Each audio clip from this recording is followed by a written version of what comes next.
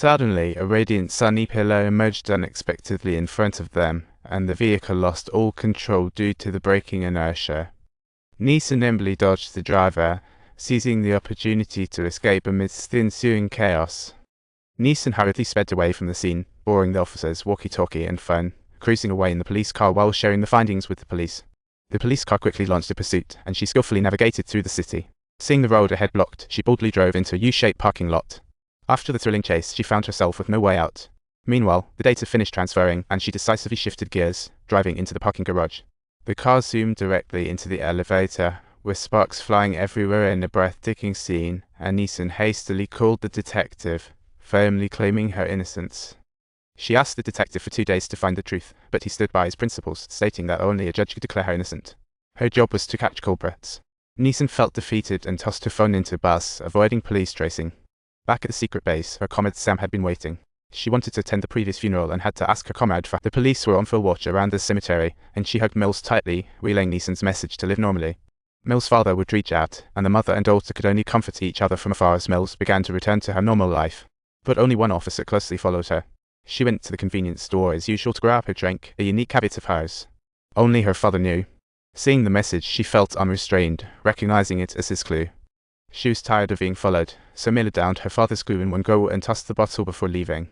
The officers reported Mills' actions to the detective, continuing to tail her.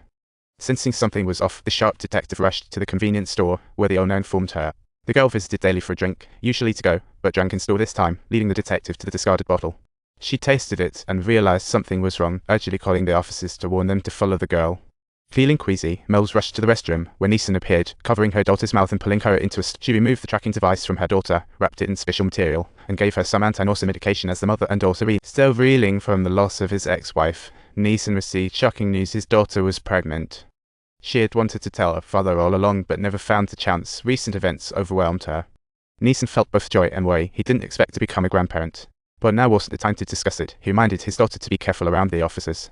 He must find the culprit to avenge her mother, and Mills mentioned things have been a bit strange lately. She hired a ton of bodyguards, as if afraid of someone. Meanwhile, a large number of police officers arrived at the school. As they stormed the girls' bathroom to make arrests, only Mills was left in the scene. During her escape, Neeson tossed a grenade into the empty stall. The massive explosion triggered the alarm system, and the fire sprinklers throughout the school activated.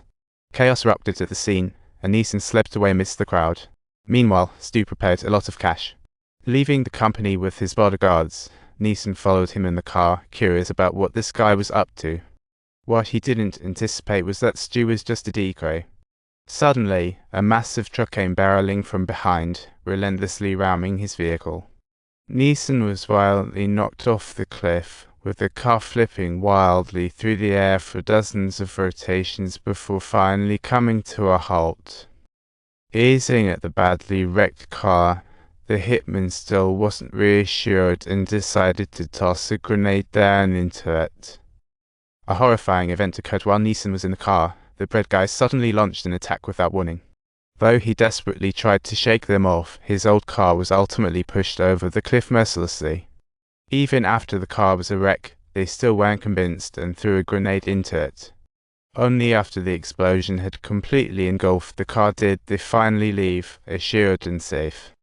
To everyone's astonishment, 2.5 minutes later, Neeson walked out unharmed. He commandeered a passing pickup truck and immediately set off in pursuit of the earlier hitman. He quickly spotted their SUV, and the hitman flirting with the cashier remained blissfully unaware of the impending danger. The exact moment he turned around, Neeson knocked him out effortlessly, one after another. The other two heard the commotion and hurriedly drew their guns, but they were no match for Neeson, who took them down with his bare hands. He then engaged in a firefight with the hitman's leader, firing across the shells at each other. After they ran out of bullets, the two resorted to hand-to-hand combat, with the seasoned Neeson quickly pushing his opponent back. The hitman grabbed his gun to fight back, but Neeson snatched it away, demanding to know who was behind him. To his surprise, the hitman was tough he'd rather snack on peanuts than betray his boss, showing he was linked to Stu. Then he drove the hitman's car to Stu's house, thinking the hitman had returned, only to be met by Neeson's iron fist. Neeson took him to a deserted beach shack and gave him a dose of water torture, demanding to know why he framed him. It turned out that when he fell off the cliff, Neeson jumped out of the car and hid behind a boulder to survive. Stu never anticipated that Neeson would have such good fortune and still attempted to feign ignorance to get away with it.